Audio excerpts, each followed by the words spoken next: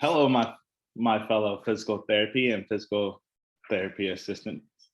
My name is Patrick Suiji, and I am nominating committee member of the APTA Student Assembly Board of Directors. It is my pleasure to introduce to you and interview the candidates for secretary for the 2021-2022 Student Assembly Board of Directors. Candidates, please start by introducing yourselves. Hey everyone, my name is Devin. I am a third year DPT student at Ithaca College in upstate New York.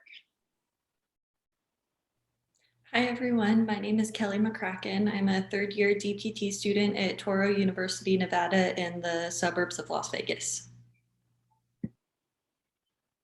Hi everyone, my name is Danielle Gahan. I'm a third year DPT student at Florida International University.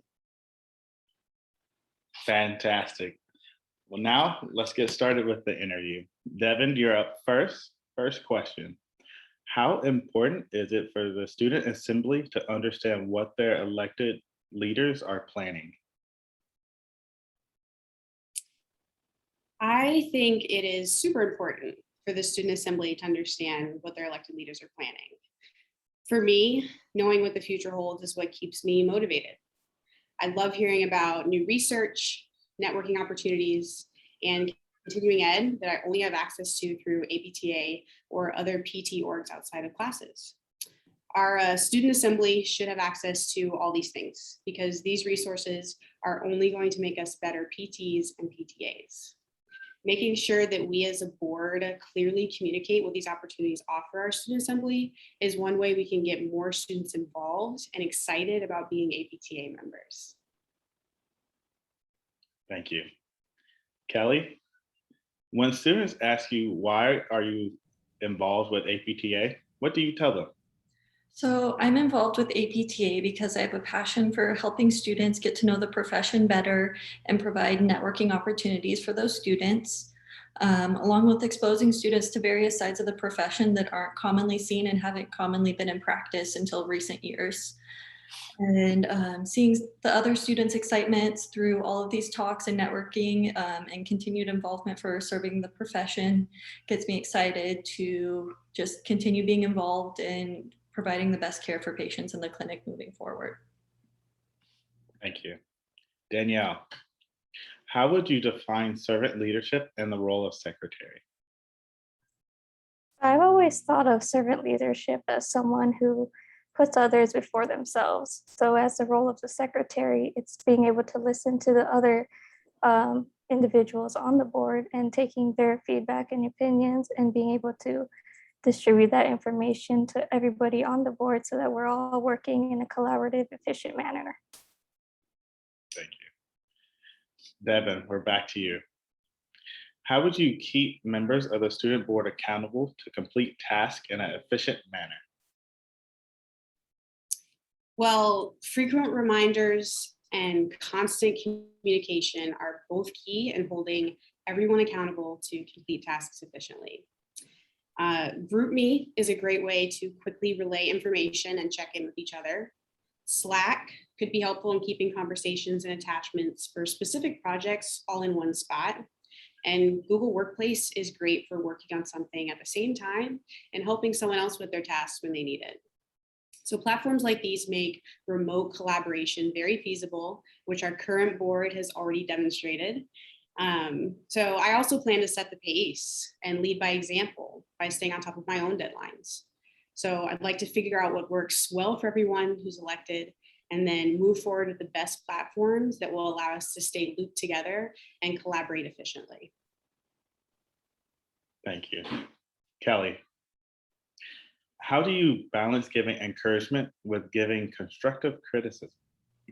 So I think each individual person has their own kind of balance of encouragement and constructive criticism. So learning what each person needs to be successful for that balance of encouragement versus constructive criticism. And knowing that balance will allow us to work together as efficiently as possible. And then when constructive criticism does need to be given to an individual, I would ensure that I share something that they've done well on the project or whatever task we're working on. Thank you. Danielle, if another student asks you to define engagement and how they can get engaged and involved with APTA activities, how would you answer them? I always thought with engagement, you can start on a small level and there's no wrong time to be engaged. So you could be in your first, second, third year, but whenever you feel it's right for you to become engaged in APTA, then go for it. In order to start, I would say just reach out to someone, reach out to a faculty member, a student that you know who's heavily involved in APTA, and just start from there and start growing from there, you know? And I always say, like, if you're afraid or you're a little hesitant, just do it scared. You never know what possibilities will come out when you start engaging in APTA activities. Thank you. Before we wrap up, and so the student members can get to know you a little bit more, I want to ask you a fun question. So, could you all go around again in the same order and answer this question? And the question is, if you could live anywhere in the world, where would you live and why? Well, I've lived in New York now for almost 6 years, and I've been fortunate enough to travel internationally and live in Australia for a few months studying abroad and visit a few other countries. But where I want to live most is at home in Atlanta with my family. If I could live anywhere in the world, I think I would choose to live in Italy. The food sounds amazing there, and I could still practice with all of my credentials and help people there. The food just sounds so delicious. I've always wanted to live in the Philippines just to be able to reconnect with family there and experience more of the culture and also be able to visit one of the many thousands of islands and beaches over there. Fellow students, thank you for joining us in this interview. These are your candidates for secretary for the 2021-2022 Student Assembly Board of Directors.